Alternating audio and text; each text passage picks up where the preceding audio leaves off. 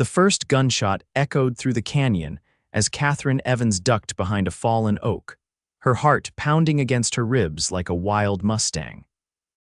It was 1879 in the New Mexico Territory, and she'd never imagined her journey west would end with her running for her life through the unforgiving landscape outside Placitas. "I know you're out there, girl." The gravelly voice of Silas Donner, the man who'd promised her safe passage to Santa Fe, carried on the wind. The same man who, hours earlier, had revealed his true intentions when the stagecoach stopped for the night. Katherine clutched the torn remnants of her dress closer to her body, fighting back tears. Her valise with all her belongings was miles back at the campsite. She'd managed to escape with just her life and the clothes on her back now in tatters from her desperate flight through brush and bramble. The second shot came closer. Katherine bit her lip to stifle a sob. 22 years old and alone in a territory where she knew no one, she'd foolishly believed that heading west would be the answer to her prayers after losing her parents to influenza back in Boston. She peered around the oak. No sign of Donner yet, but he couldn't be far. Katherine gathered her strength and pushed deeper into the wilderness, each step carrying her farther from the trail but hopefully from danger as well.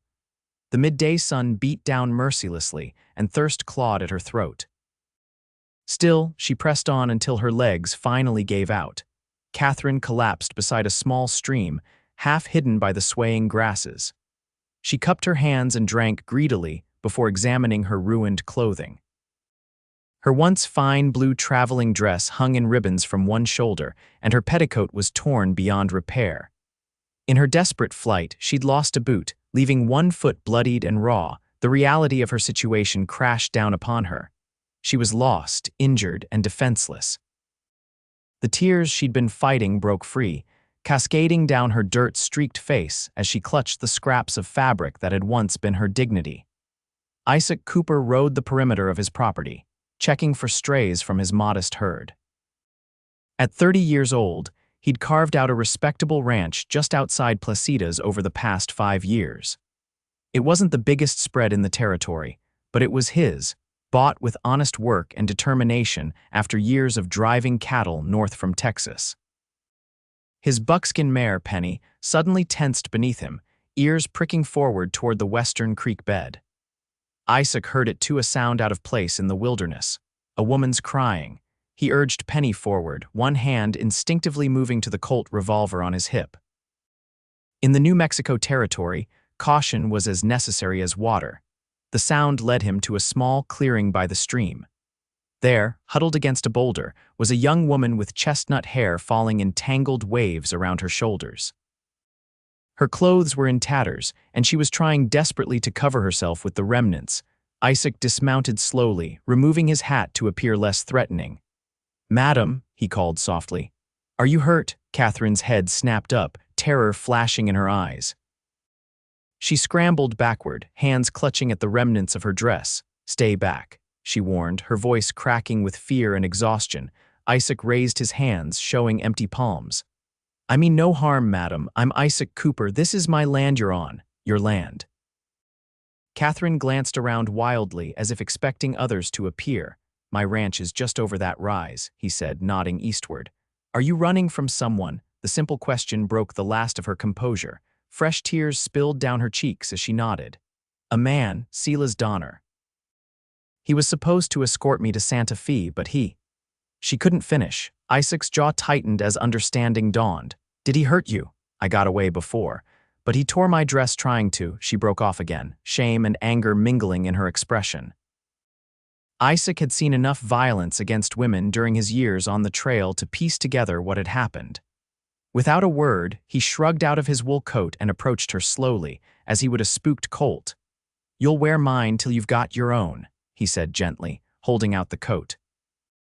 "And I'll see to it that Donner answers for what he tried to do."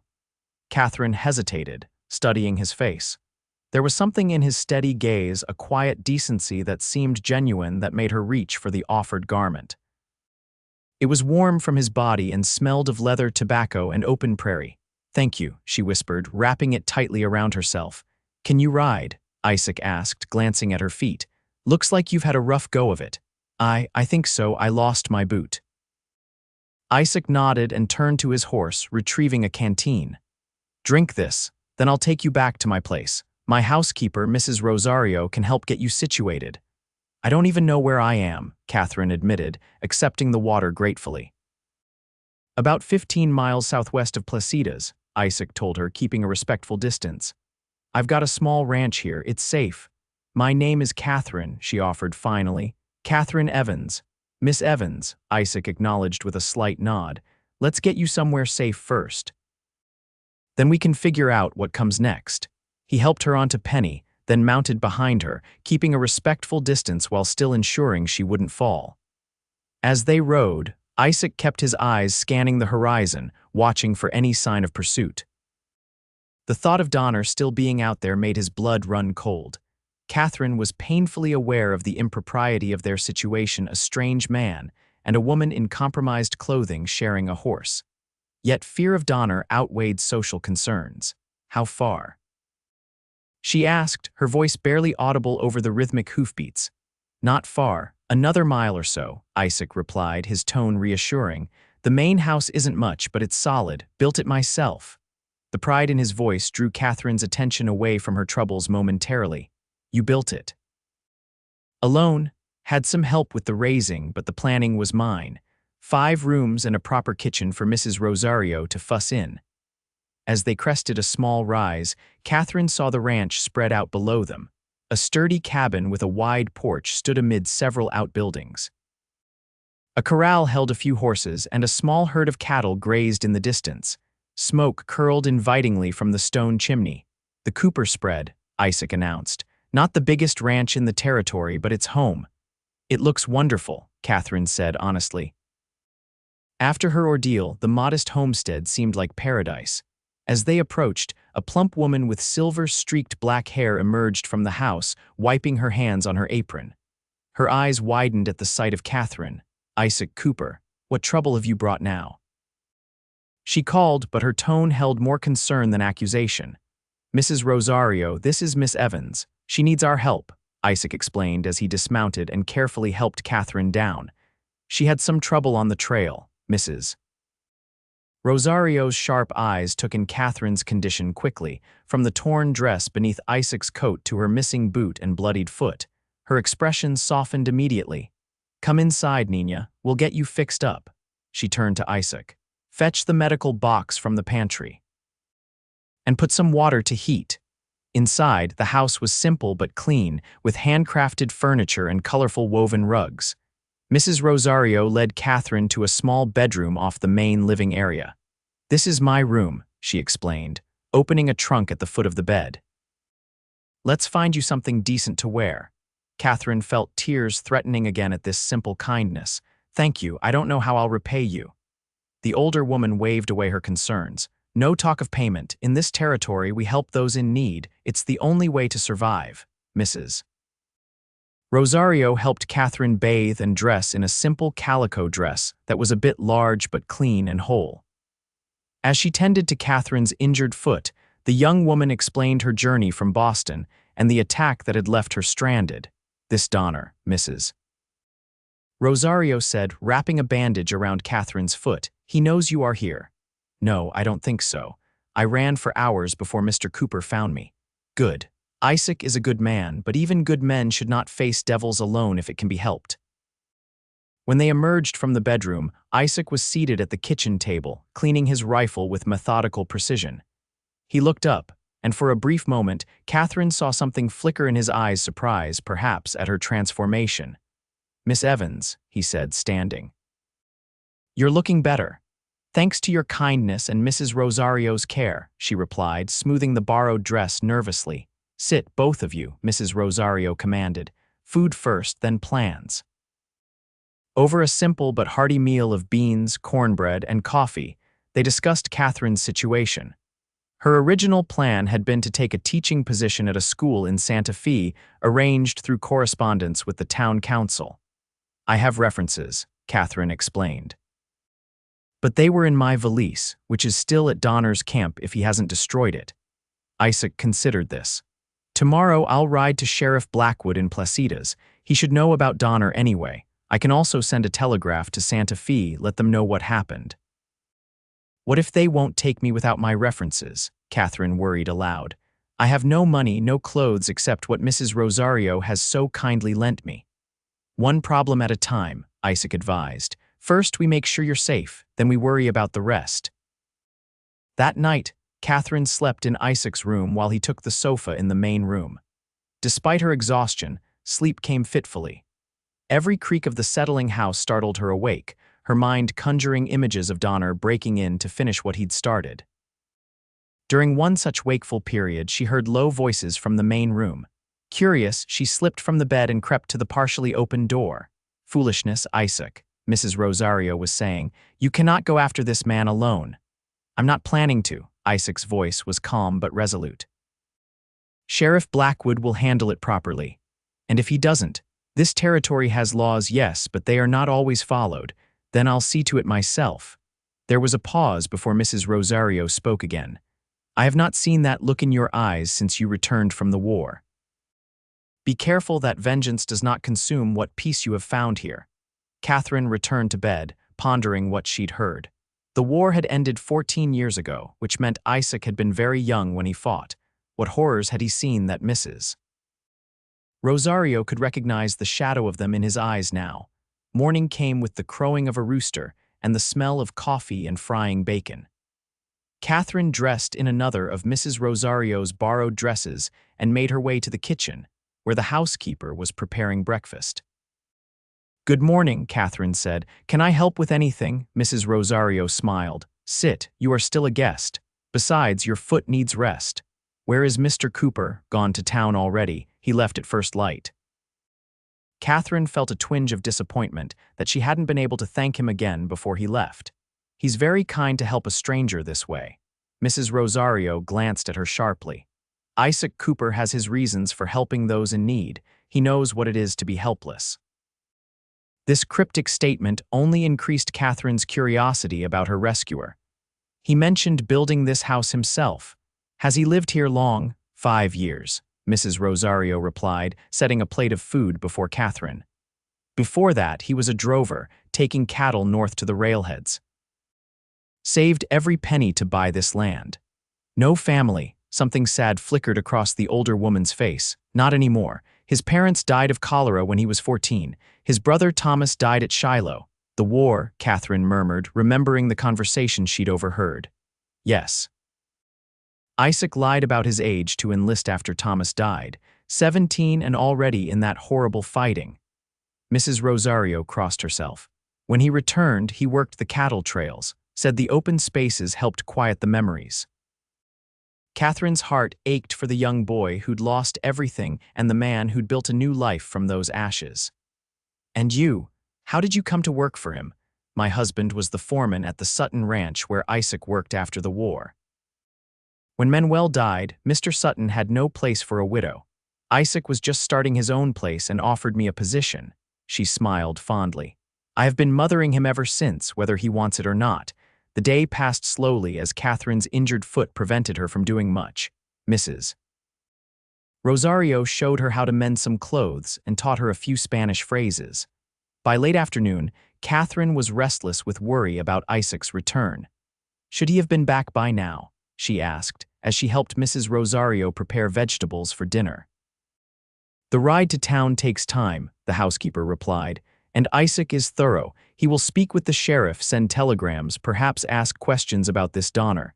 She patted Katherine's hand. He will return. As if summoned by their conversation, the sound of hoofbeats approached the house. Katherine tensed, but Mrs. Rosario peeked through the window and nodded. It is him, she confirmed, then her brow furrowed. And he brings another. Katherine limped to the window and saw Isaac dismounting from Penny. Behind him, another rider, a broad-shouldered man with a tin star pinned to his vest, was tying his horse to the hitching post.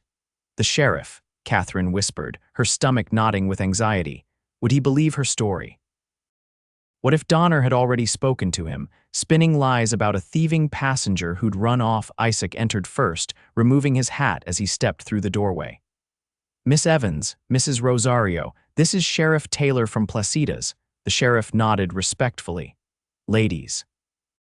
I understand there's been some trouble.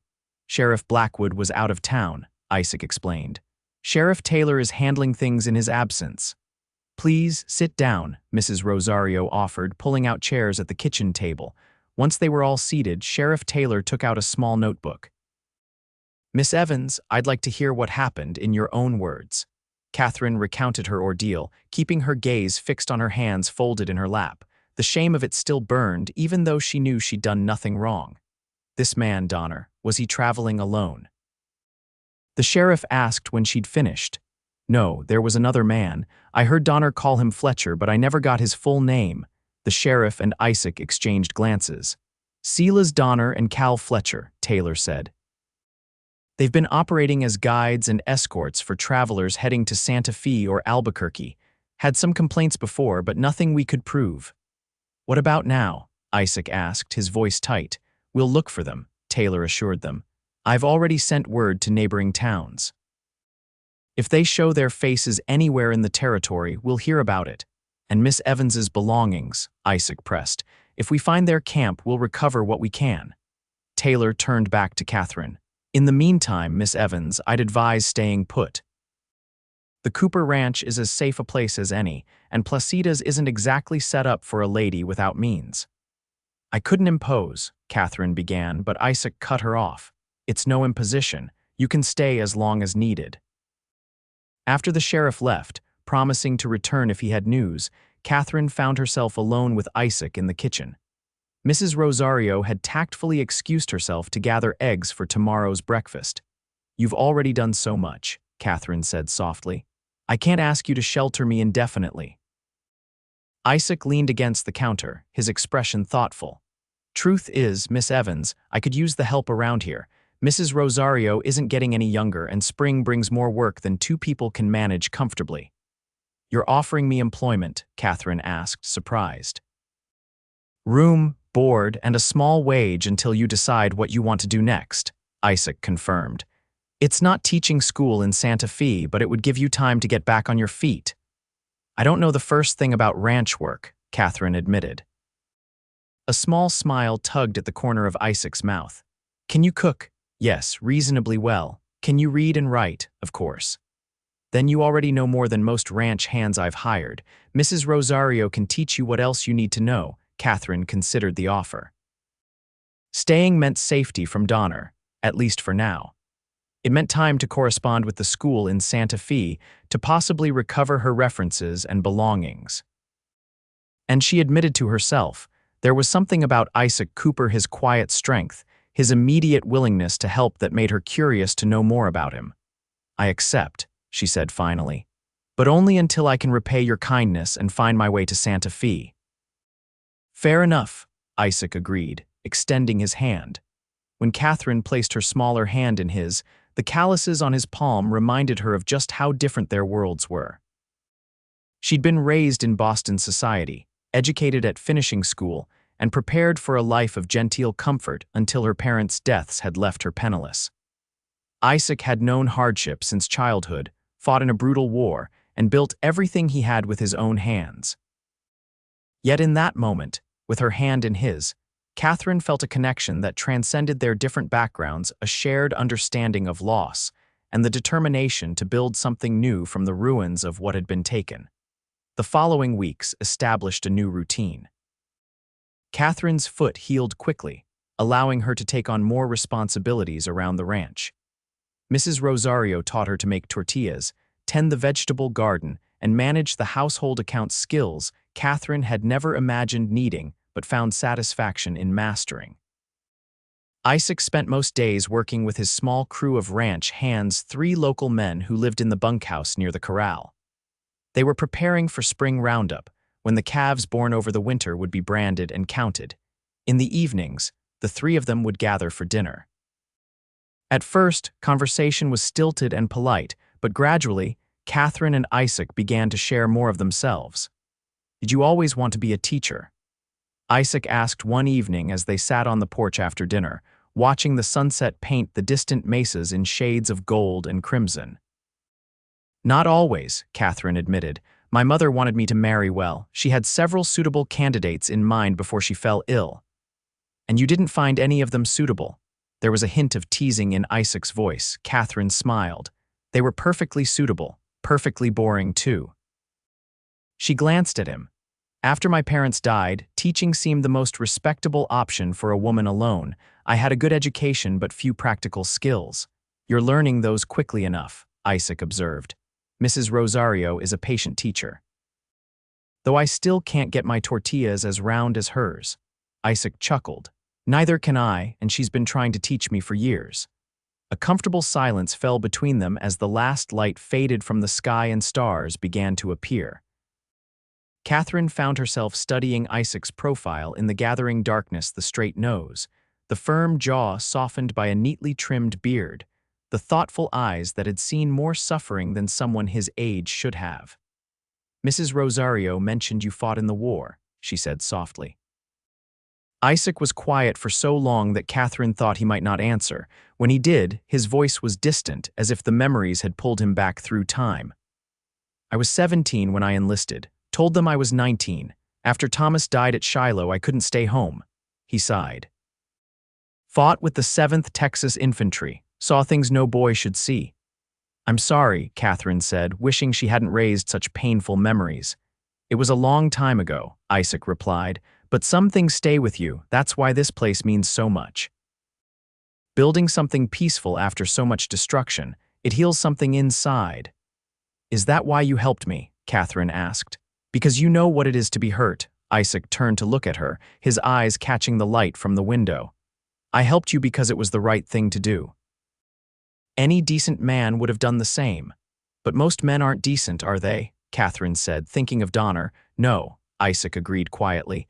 But that's all the more reason for those of us who try to be decent to stand firm. The next morning brought news.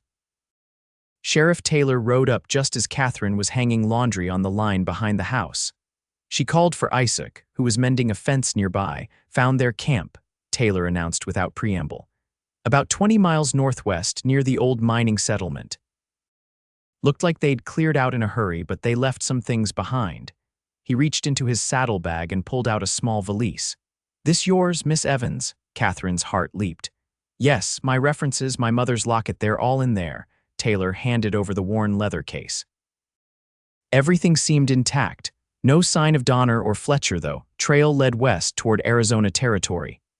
So they're gone? Katherine asked, relief washing over her. For now, Taylor said cautiously. But men like that tend to circle back eventually. I'd still be careful if I were you. After the sheriff left, Katherine opened her valise with trembling fingers. Her spare clothing was wrinkled but usable. The envelope containing her teaching credentials and references was untouched. And most precious of all, her mother's silver locket with the tiny daguerreotype of her parents inside was safely nestled in its velvet pouch. Everything there? Isaac asked, standing a respectful distance away. Yes, Katherine said, closing the case. I can write to Santa Fe now, explain what happened. Perhaps they'll still consider me for the position. Something flickered across Isaac's face, disappointment, perhaps, but he nodded. Of course. You should send the letter with tomorrow's supply wagon. Pedro's heading to town for provisions. That evening, Katherine sat at the kitchen table, drafting her letter to the Santa Fe school board. The words came slowly, as she found herself surprisingly reluctant to pursue the position that had been her sole focus just weeks ago. Mrs. Rosario moved about the kitchen, preparing dough for tomorrow's bread. You are quiet tonight, Nina. I'm writing to the school in Santa Fe, Katherine explained. Now that I have my references back, I should see if the position is still available. Ah. The older woman nodded, her hands never pausing in their work. And is that still what you want? The question caught Katherine by surprise. Of course, it's why I came west. Mrs. Rosario made a non-committal sound. Sometimes God leads us to one place so we can find our way to where we truly belong. You think I belong here? Katherine asked, setting down her pen. I think you have brought light back to this house, Mrs. Rosario said simply, and I think Isaac smiles more since you arrived. Katherine felt her cheeks warm. We're friends, nothing more. For now, the housekeeper agreed, with a knowing smile that made Katherine both embarrassed and curiously pleased. Later that night, Katherine sealed her letter but found herself hesitating before setting it aside for tomorrow's mail. If the school board responded favorably, she would leave the Cooper Ranch, leave Isaac and Mrs. Rosario, this place that had become a refuge. She placed the letter on her bedside table and blew out her lamp, but sleep eluded her. Through her window, she could see the nearly full moon casting silver light across the ranch yard. On impulse, she rose, wrapped a shawl around her shoulders, and stepped outside. The night was cool but not cold, the air fragrant with sage and juniper. Katherine walked to the coral fence and leaned against it, gazing up at the vast expanse of stars overhead. She'd never seen such a sky in Boston, where buildings and gas lamps obscured all but the brightest stars. Couldn't sleep, she startled at Isaac's voice. He emerged from the shadow of the barn, a rifle cradled in one arm. "I was just thinking," she said, her hand pressed to her racing heart. "Are you standing guard? Just checking on a mare that's close to foaling," he explained, coming to stand beside her at the fence. "Thought I heard something, but it was probably just a coyote." "It's beautiful here at night," Katherine said, looking back at the sky. "I never imagined the stars could be so numerous." "One of the things I love about this place," Isaac agreed. "No matter how hard the day's been, that sky reminds me how small our troubles really are." "Is that what the war taught you, to put troubles in perspective?" Isaac was quiet for a moment. "The war taught me how fragile life is, how quickly everything you care about can be taken away." He looked at her. "It also taught me to recognize what matters when I see it." The intensity in his gaze made Katherine's breath catch. "And what matters to you, Isaac Cooper?" "Honesty, hard work, building something that lasts." He paused. "And lately, coming home each evening to find you and Mrs. Rosario waiting with dinner and conversation." Katherine's heart fluttered. "I wrote to the school board tonight," she said softly, "but I'm not sure I want to leave anymore." "Then don't." The simplicity of his response made her smile. "It's not that simple. I came west to be independent, to make my own way. Staying here, accepting your charity, it's not charity if you're earning your keep," Isaac interrupted. "And it's not just about the work you do, it's about—" He struggled for words. "It's about how the house feels different with you in it." "Better." Before Katherine could respond, a noise from the direction of the main road caught their attention, the sound of approaching horses, moving fast. Isaac's posture changed instantly, alert and tense. "Get inside," he said quietly. "Wake Mrs. Rosario and stay in the back bedroom." "What is it?" Katherine asked, fear tightening her throat. "Probably nothing," Isaac said, but his grip on the rifle belied his casual tone. "Just to be safe." Katherine hurried to the house and woke Mrs. Rosario, explaining in whispers. The older woman immediately reached for the shotgun mounted above her bed. "Into the root cellar," she instructed, leading Katherine to the kitchen and pulling up a trapdoor hidden beneath a rug. "Down you go. I will keep watch from the window. Mrs. Rosario, no arguments, Nina. Isaac would want you safe." Reluctantly, Katherine descended the wooden steps into the cool darkness of the root cellar. Mrs. Rosario closed the trapdoor above her, leaving her alone with the earthy smell of stored vegetables and her mounting fear. Above, she could hear muffled voices, then the unmistakable sound of a gunshot. Katherine pressed her hands to her mouth to stifle a scream. More shouting followed, then a second shot. Unable to bear the uncertainty, Katherine felt her way to the ladder and pushed against the trapdoor. It opened slightly, allowing her to peer into the kitchen. Mrs. Rosario was no longer there, and the front door stood open. Heart pounding, Katherine climbed out and crept to the window. In the moonlight, she could make out several figures in the yard. Isaac stood facing two mounted men, his rifle aimed steadily. "She's not here, Donner," Isaac was saying, his voice carrying clearly in the night air. "Sheriff's already been notified about what you tried to do. Best ride on before you make things worse for yourself." Katherine's blood ran cold. Donner had found her. "All I want is what's mine," the man on the left growled. Even from a distance, Katherine recognized his hulking silhouette. "That girl took my money before she ran." "That's a lie," Isaac replied evenly. "And even if it weren't, you'd find no welcome here." The second rider, presumably Fletcher, shifted in his saddle. "Come on, Silas, this ain't worth getting shot over. We got other business waiting in Tucson." Not until I get what's coming to me, Donner insisted. He raised his voice. You in there, girl.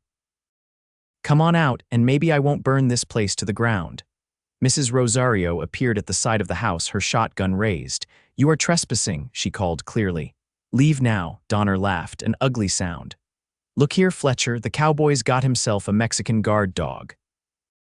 The casual cruelty in his voice made Catherine's anger flare, momentarily eclipsing her fear. Without fully thinking through her actions, she grabbed a lantern from the table and stepped onto the porch. I'm here, Mr. Donner, she called, raising the lantern so they could see her face. And I took nothing of yours. You're the thief trying to steal what wasn't freely given. Katherine, get back inside, Isaac ordered, not taking his eyes off the intruders. Listen to your protector, girl, Donner sneered, or this gets ugly real fast. It's already ugly, Katherine replied, her voice steadier than she felt. You're outnumbered and unwelcome. Ride on like your friend suggests. Fletcher was already turning his horse. She's right, Silas. 3 guns against our 2, and for what? Let's go. For a tense moment, Donner seemed to waver, his hand hovering near his holster. Then, with a curse, he yanked his horse's reins and turned away. This ain't over, he called over his shoulder. Nobody makes a fool of Silas Donner. They watched in silence as the 2 riders disappeared into the darkness. Only when the sound of hoofbeats had faded completely did Isaac lower his rifle. That was foolish, he told Katherine, his voice tight with residual fear and anger. He could have shot you where you stood. I couldn't hide while you and Mrs. Rosario faced danger on my account, Katherine replied, setting down the lantern with hands that suddenly trembled now that the danger had passed. Mrs. Rosario joined them, her expression a mixture of pride and exasperation. You have courage, Nina.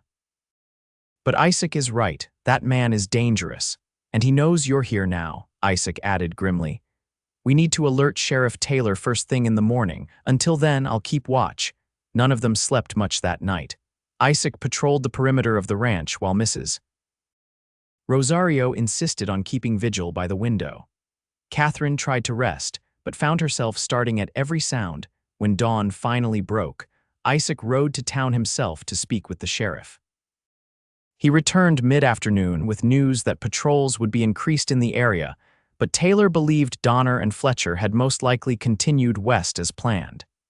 He says they're opportunists, not the type to risk a prolonged confrontation, Isaac explained as they sat at the kitchen table. But I'd still feel better if you stayed close to the house for a while, Katherine. It was the first time he'd used her given name instead of Miss Evans, and despite the seriousness of the situation, Katherine felt a small thrill at the intimacy it suggested. Of course, she agreed. I don't want to cause any more trouble. The trouble isn't yours, Isaac insisted. It's Donner's, and if he's fool enough to come back, he'll regret it. That evening, after Mrs. Rosario had retired, Katherine found Isaac on the porch again, his gaze fixed on the darkened landscape. You should rest, she said softly. You've been up since yesterday. I'll sleep when I'm sure they're not coming back, he replied, but he offered her a tired smile. You should follow your own advice. I tried. I keep thinking about what might have happened if you hadn't found me that day. Isaac's expression grew serious. But I did find you, and I'll keep you safe, Katherine, I promise you that. The sincerity in his voice touched her deeply. Why do you care so much what happens to me? I'm just a stranger who stumbled onto your land. You stopped being a stranger weeks ago, Isaac said simply. Their eyes met in the dim light, and Katherine felt something shift between them, a recognition of feelings that had been growing since that first day by the stream. I'm not sending that letter to Santa Fe, she found herself saying. At least not yet. No, there was a cautious hope in Isaac's voice. I think I'd like to stay a while longer, if that's all right with you. Isaac reached out slowly and took her hand, his touch gentle but sure. More than all right.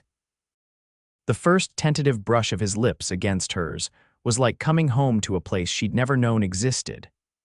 When they parted, Katherine saw in Isaac's eyes the same wonder she felt the surprise of finding something precious when least expected. I should go in, she whispered, suddenly aware of how improper their situation was. Before Mrs. Rosario catches us and decides shotguns have more uses than scaring off intruders. Isaac chuckled softly. She's probably watching from her window already, but you're right." He released her hand reluctantly. "Good night, Catherine. Good night, Isaac." As summer bloomed across the New Mexico landscape, life at the Cooper Ranch settled into a pleasant rhythm. Catherine threw herself into learning every aspect of ranch management, from keeping the accounts to helping with the garden and livestock. Her letter to Santa Fe remained unsent, tucked away in a drawer as a reminder of a path not taken. Isaac, for his part, found reasons to spend more time at the main house. Tasks that once would have been delegated to ranch hands suddenly required his personal attention. Mrs. Rosario observed these developments with knowing smiles but kept her comments to herself. Word came from Sheriff Taylor that Donner and Fletcher had indeed been spotted in Tucson, apparently involved in some new scheme. While the news brought relief, Isaac remained vigilant, never quite letting his guard down completely. On a warm evening in late June, Isaac invited Catherine to ride with him to a special spot on the property, a high mesa overlooking the valley where the ranch nestled like a toy village below. "I come here sometimes to think," he explained as they spread a blanket on the ground. Seemed like a good place to share. Catherine gazed out at the breathtaking vista. The setting sun painted the landscape in warm gold and amber hues, while in the distance, storm clouds gathered over the mountains, promising rain by morning. "It's beautiful," she breathed. "Thank you for showing me." Isaac unpacked a simple picnic that Mrs. Rosario had prepared: cold chicken, bread, cheese, and a jar of lemonade. They ate in comfortable silence, occasionally pointing out a hawk circling overhead or a deer venturing from the tree line below. "I've been thinking," Isaac said finally, setting aside his plate. "About the future." Catherine's heart quickened. "Oh, this ranch, it's everything I've worked for, but lately I've realized it's just a place without the right people to share it." Mrs. Rosario would be devastated to hear you say that, Catherine teased, though she understood what he was trying to express. Isaac smiled. "Mrs. Rosario is family, but there's another kind of sharing I've been considering." He reached into his pocket and withdrew a small object, holding it carefully in his palm. "This was my mother's. My father gave it to her when they decided to move west from Virginia." Catherine's breath caught as she saw what he held: a simple gold ring with a small pearl set in the center. "I know it's not grand," Isaac continued, suddenly seeming nervous. "And maybe this is too soon. We've only known each other a few months, but I think sometimes life shows you what matters in an instant and everything else is just waiting for you to recognize it." "Isaac," Catherine began, but he gently placed a finger over her lips. "Let me finish before my courage fails," he said with a self-deprecating smile. "Katherine Evans, I love you. I think I started falling in love with you that first day by the stream, when you were brave enough to trust a stranger despite everything you'd been through. I love your determination, your kindness, the way you've made my house feel like a home. And if you'll have me, I want to spend my life showing you that the trust you placed in me that day was well-founded." Tears welled in Catherine's eyes as Isaac took her hand and placed the ring in her palm, closing her fingers gently around it. "Will you marry me, Catherine? Will you stay and build a life here with me?" The question hung in the air between them, weighted with hope and possibility. Catherine opened her hand and looked at the ring, this tangible symbol of a future so different from the one she'd imagined when she left Boston. "When I came west," she said slowly, "I was running away from what I'd lost. I never expected to find something so precious instead." She met his gaze steadily. "Yes, Isaac Cooper, I will marry you." The joy that transformed Isaac's face was answer enough to any doubts she might have harbored. He took the ring and slipped it onto her finger, then drew her close for a kiss that sealed their promise to each other. As they rode back to the ranch in the gathering twilight, Catherine's hand kept straying to the ring on her finger, the physical proof that she had found a new home and a new beginning in this wild, beautiful land. Mrs. Rosario took one look at them as they entered the kitchen and burst into delighted tears. "Finally," she exclaimed, embracing them both.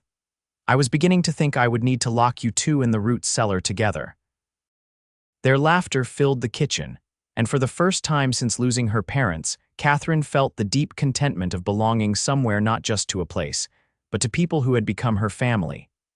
They set the wedding date for September, when the worst of the summer heat would have passed. Word spread quickly through Placitas and the surrounding ranches. Isaac was well respected in the community, and the romantic story of how he'd found Katherine embellished somewhat in the telling captured local imagination. Katherine wrote to her few remaining acquaintances in Boston, not expecting many to make the journey but wanting to share her happiness. To her surprise, her father's former business partner, Mr. Caldwell, replied that he and his wife would attend, bringing with them some personal effects of her parents that had been stored in their attic.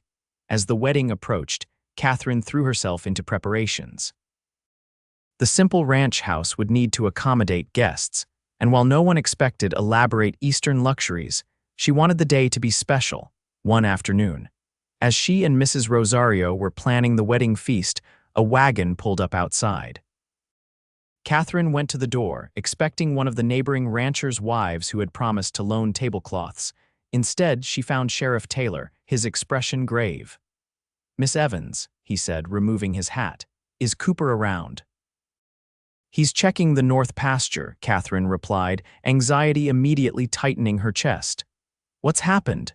"Might be nothing," Taylor said, though his tone suggested otherwise. "But I got word from Tucson. Donner and Fletcher were involved in a dispute that ended with Fletcher dead and Donner on the run. Thought you should know he might be heading back this way." Mrs. Rosario appeared behind Katherine, her face paling at the sheriff's words. "The devil returns," she murmured, crossing herself. "I've got men watching the roads," Taylor assured them. "And I'll send a deputy out to patrol your property line until Cooper gets back." "Thank you, Sheriff," Katherine managed, her earlier happiness now overshadowed by renewed fear after Taylor left Mrs. Rosario insisted on keeping the shotgun close at hand. "We survived him once," she said firmly. "We will do so again." When Isaac returned and learned the news, his reaction was controlled but intense. "The wedding is in 2 weeks," he said, his jaw tight with anger. "I'll not have him ruin that." "Perhaps we should postpone," Katherine suggested, though the thought pained her. "Until they catch him." "No," Isaac said decisively. "We've waited long enough. I'll speak with some of the ranch hands, set up a rotation to keep watch. Donner won't get within a mile of this place without us knowing." That night, Katherine found it hard to sleep, her mind replaying their previous encounter with Donner. What if he returned with more men? What if someone got hurt or worse because of her? Unable to rest, she lit a lamp and retrieved her mother's locket from the dresser drawer. Opening it, she gazed at the tiny images of her parents, wishing she could ask for their guidance. "What would you think of him, Father?" she whispered. "Would you approve of this rancher who builds with his hands instead of managing investments? Would you see the goodness in him that I do?" She knew the answer. Her father, for all his proper Boston ways, had valued integrity above all else. He would have recognized that quality in Isaac immediately. The days passed with no sign of Donner. Security remained tight around the ranch, but gradually, wedding preparations reclaimed priority.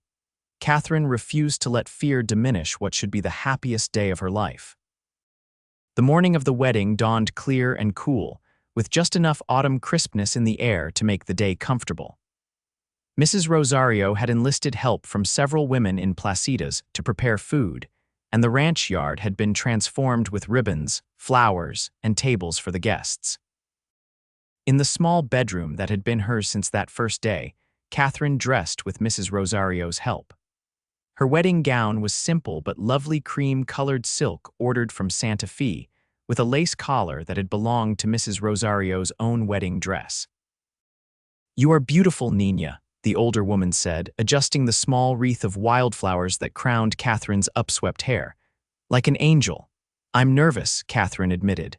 "Not about marrying Isaac, but you worry about Donner," Mrs. Rosario finished for her. "Put him from your mind. Today is for joy, not fear." A knock at the door announced the arrival of Mr. Caldwell, who had agreed to give Katherine away in her father's absence. "My dear," he said warmly as he entered, "you look radiant. Your parents would be so proud." The ceremony was to take place under the large cottonwood tree near the house, a spot Isaac had chosen because, as he told Katherine, it had been the first place on the property where he'd felt truly at home. As Katherine walked toward the gathering on Mr. Caldwell's arm, she saw Isaac waiting beneath the tree, looking more handsome than she'd ever seen him in a new black suit. The local minister stood beside him, while their guests, a mixture of ranch hands, neighbors, and a few travelers from town, formed a loose semicircle around them. Isaac's face as he watched her approach was a study in wonder and love. In that moment, all Katherine's fears melted away. Whatever the future held, they would face it together. The minister's words were traditional but heartfelt as he spoke of marriage as a partnership, a joining of lives and purposes. When it came time for their vows, Isaac took Katherine's hands in his. "I, Isaac Cooper, take you, Katherine Evans, to be my lawfully wedded wife," he said, his voice clear and steady. "I promise to love, honor, and protect you in good times and bad, in sickness and health, for as long as we both shall live." As Katherine began her response, a disturbance at the edge of the gathering caught her attention. Guests were turning, murmuring in confusion.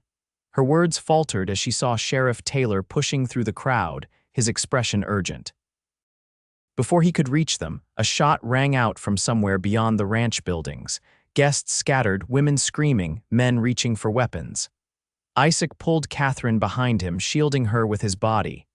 "Get to the house," he ordered, but it was too late.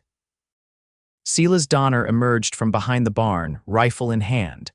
He looked wilder than Katherine remembered, his beard grown long and unkempt, his clothes dirty and torn. "Touching ceremony," he called, his voice slurred. He'd clearly been drinking. "Shame I have to cut it short." Sheriff Taylor had drawn his pistol, but Donner swung his rifle toward the gathered guests. "Drop it, Sheriff, or I start shooting into that nice crowd." "Donner, you're surrounded," Taylor replied calmly. "My deputies are positioned all around this property. There's no way out for you." Donner laughed bitterly. "Maybe not, but I can still settle my score." He focused on Katherine. "You cost me everything, girl, my partner, my reputation, my livelihood." "You did that yourself," Katherine responded, finding courage in her anger, "when you chose to attack a woman in your care." Isaac tensed beside her. "This is between you and me now, Donner," he said evenly. "Let's settle it like men, not by threatening women and children." "Noble Cooper," Donner sneered, "always doing the right thing. Let's see how right you feel with a bullet in your gut." Everything happened at once. Donner raised his rifle. Isaac lunged forward. The sheriff fired. And from somewhere behind the barn, a second shot cracked across the yard. Donner staggered, looking down in confusion at the spreading red stain on his chest. He dropped to his knees, the rifle falling from his hands. His mouth worked silently for a moment before he toppled forward onto the ground. In the shocked silence that followed, Mrs. Rosario stepped into view from behind the barn, her shotgun still raised. "No one ruins my children's wedding," she said firmly. The minister, who had taken cover behind the tree, cautiously straightened up. "Perhaps," he suggested shakily, "we should continue the ceremony inside." There was a beat of stunned silence before someone in the crowd began to laugh. The tension broke, and soon others joined in a release of fear and anxiety that had hung over them all. Isaac turned to Katherine, his eyes searching her face. "Are you all right?" "Yes," she said, surprised to find it was true. The danger that had haunted her since that first encounter with Donner was finally, truly over. "Let's finish our vows." They gathered in the main room of the ranch house, more crowded and informal than planned, but somehow perfect in its way. The minister resumed the ceremony, and this time, nothing interrupted their promises to each other. "I now pronounce you husband and wife," he concluded. "Mr. Cooper, you may kiss your bride." As Isaac's lips met hers, sealing their union, Katherine felt a profound sense of rightness. The journey that had begun with terror and tears beside a stream had led her to this moment of perfect joy. She had lost so much, but found something infinitely precious in return. The celebration continued well into the evening, the earlier drama somehow making the festivities more vibrant rather than subduing them. Life in the territory was harsh and sometimes violent, but it also fostered a resilience and appreciation for moments of happiness. Later, as the last guests departed, Isaac found Katherine on the porch, gazing up at the stars that had so captivated her that first night. "Mrs. Cooper," he said softly, coming to stand beside her. "How does it sound?" "Wonderful," she replied, leaning into him as his arm circled her waist. "Though I think our wedding will be talked about for years to come." "Not exactly what I had planned," Isaac admitted with a rueful smile. "Few things in life are," Katherine said thoughtfully. "When I left Boston, I never imagined finding you. When you found me by that stream, you couldn't have known where it would lead." "I knew one thing," Isaac said, turning her to face him. "I knew I'd do whatever it took to keep you safe." "And now," she asked, her eyes reflecting the starlight, "now we build our life together," he said simply. Day by day. Their second kiss as husband and wife was a promise, and a beginning, the start of a journey neither could have anticipated but both embraced wholeheartedly. The years that followed brought both joy and challenges to the Cooper Ranch. Isaac's careful management and Katherine's sharp business sense helped them expand their holdings, gradually making the Coopers spread one of the most successful operations in the territory. Katherine never did send that letter to the Santa Fe School Board. Instead, she found other ways to use her education. When several of the ranch hands expressed interest in learning to read, she began holding evening classes in the main house. Over time, this informal school grew to include children from neighboring ranches, and eventually the establishment of Placidas's first proper schoolhouse, with Katherine as its founding teacher. Isaac watched her transformation from frightened runaway to confident ranch wife and respected community leader with pride and love. "You found your calling after all," he told her one evening as she prepared lessons. "Just not the way you expected." "The best things in life rarely come the way we expect them," she replied, thinking of that fateful day by the stream. Their first child, a son they named Thomas after Isaac's fallen brother, arrived a year after their wedding. He was followed 2 years later by a daughter, Elizabeth, named for Katherine's mother. As they grew, the children thrived in the freedom of ranch life, developing the same love for the land that their father had, Mrs.